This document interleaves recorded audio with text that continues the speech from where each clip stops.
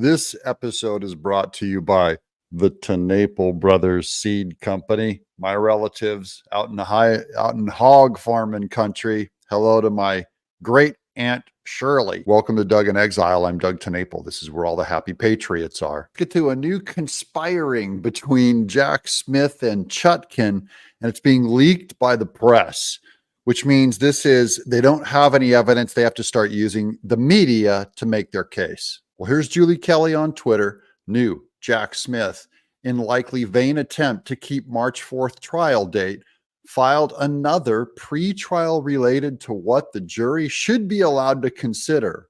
All pre-trial deadlines now on hold. That's Chutkan and all the other stuff. But what's this about? Here she says Smith wants to preclude the jury from hearing evidence about January 6th in his January 6th case. That is, here's an official document where he says this is the court should exclude irrelevant and prejudicial evidence and argument regarding January 6th. They don't want Trump to be able to come in and talk about it as evidence, which is kind of what the case is about. And remember, this is all going to be decided by Democrat judges on it, whether if Trump should be able to defend himself with evidence in a court trial. And here we're still going back to this brief by, I believe it's by Ed Meese, where Jack Smith was illegally appointed. He shouldn't even be there. The illegality addressed in this brief started on November 18th, 2022, when Attorney General Merrick Garland exceeded his statutory and constitutional authority by purporting to appoint Smith to serve as special counsel for the Department of Justice. And then here's on the authority appointment, but none of those statutes, nor any other statutory or constitutional provisions remotely authorize the appointment by the Attorney General of a private citizen to receive extraordinary criminal law enforcement power under the title of special counsel. So Jack Smith and all of his decisions should be removed already. And now back to Chutkan. When this sort of activity finally gets underway, once hold is lifted, pending appeal on immunity, the public will start to see how farcical it is to have Chutkan preside over this trial. This is a Democrat making decisions on a Republican opponent. She will grant most, if not all, of Smith's pretrial motions, including what can and can't be entered into evidence, who can and cannot testify, change of venue motions so they can get a fair trial outside of D.C., where 98% of D.C. voted for Biden. The Department of Justice will oppose. She will deny Trump's request to move trial. The jury selection matters, to name a few. Chutkan is quiet for now, but it won't last. Her egregious partnership will be on full display, and she won't give a rip what happens as long as she succeeds in her quest to see Trump behind bars. This goes to, can you get justice and fairness if you're Trump? Absolutely not. These are politicized Democrats. They have a job to do, and this is your country falling apart at the court level. Democrats want to do this on purpose, by the way. They don't want courts to adjudicate things. They want absolute chaos. They just want to go in and decide things. And if you're on the right, then you're on the wrong side of history. Here's Newsbusters. Funny how anonymous leakers always give liberal reporters the spin they want, or are liberal reporters just reliable at giving leakers what they want?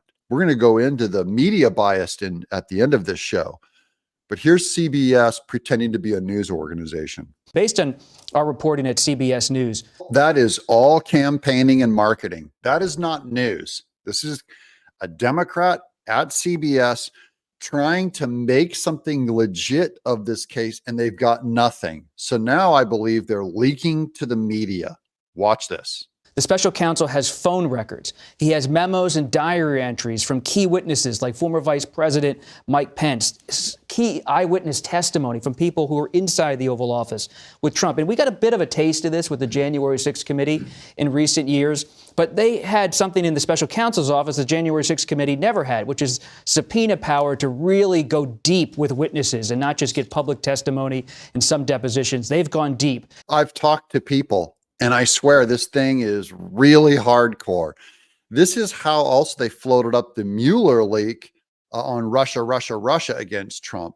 It was all gas. This is just like he's basically doing Adam Schiff's job, We have some really big news to tell. We can't tell you what it is, but we swear it's really legit against Trump in this case. Boy, Jack is really strong. We swear. And I've talked to people who participated in this investigation as lawyers, sometimes even as witnesses. I talked to some people.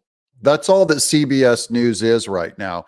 And this guy is a cheerleader for Jack Smith.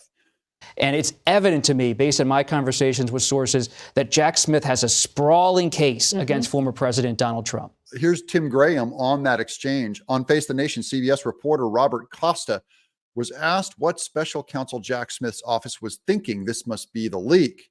There's a leak of some kind.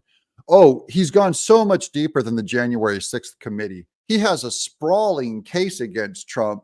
Sounds like Mueller hype 2.0. That really is the Russia document. They have nothing, by the way. Costa is a Democrat. And here's Kevin Bass, PhD on media bias. In 2022, just 3% of journalists were Republicans.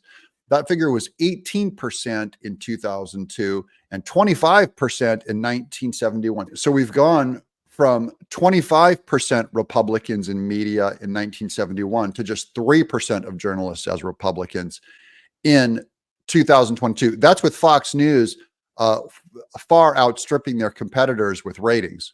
They're still a tiny percentage.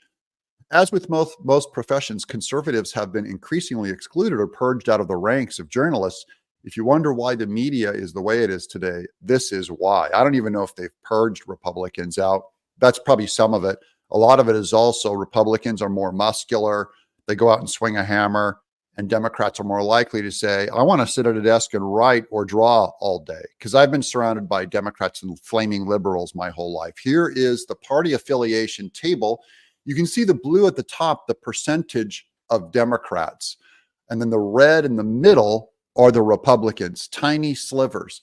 The green down there is independent, which usually also means Democrat, but just don't want to admit it. And the purple down at the bottom is other, which is probably communist. Although my suspicion is that the green area is probably actually the communists. Well, these are the people stacked up against Trump. You have the media covering Trump, trying to mold your opinion using Democrats. You have judges pretending to be unbiased and fair, deciding things based on being Democrats, including excluding Trump's evidence, keeping him from being able to move his venue. Everything is stacked against him. And the truth is a B, my friends. They still can't get him. And it's up to we, the people, to support this guy and overturn this corrupt state. I'm Doug in Exile. Are you with us?